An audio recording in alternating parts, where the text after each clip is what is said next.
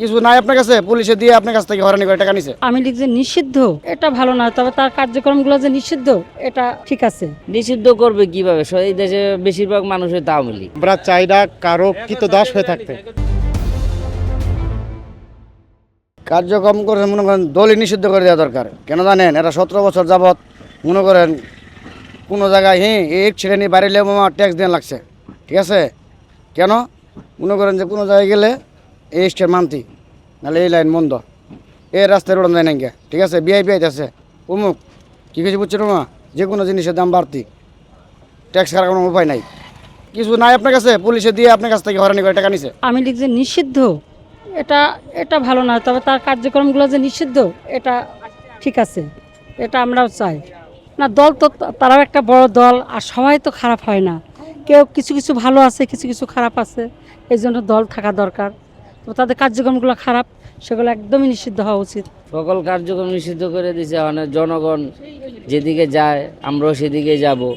মানে সবাই তো একতরফা করলে হবে না, সবার কাছে।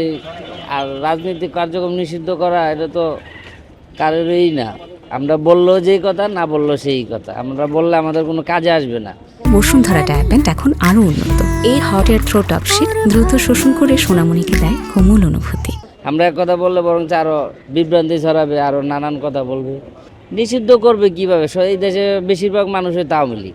আপনি হিসাব করে দেখেন, জরিপ করে সব বেশি 80% 60% আওয়ামী লীগ আছে এখনো। তাহলে কিভাবে করবে নিষিদ্ধ? আওয়ামী লীগের কার্যক্রমগুলো তো সবই তো ছিল অবৈধ, যার কারণে এই কার্যক্রম বন্ধ করার জন্য করতেছে জনগণ।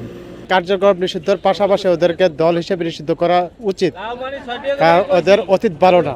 তাই আমরা চাই না কারো কৃতদাস হয়ে থাকতে। আর যদি আওয়ামী লীগ আবারও সরকার ক্ষমতায় আসতে পারে, তাহলে আমাদেরকে আবারও কৃতদাস বানায় রাখার সম্ভাবনাই আছে। এটা নিষিদ্ধ করাই দরকার, কারণ যেটা আমাদের মতে যে দল দেশ ছেড়ে চলে গেছে সেটা দেশে থাকার মতো, মানে সেটার নাম গন্ধ থাকা দরকার নাই। আমরা জনগণ হিসাবে চাই এটা নিষিদ্ধ করাই দরকার।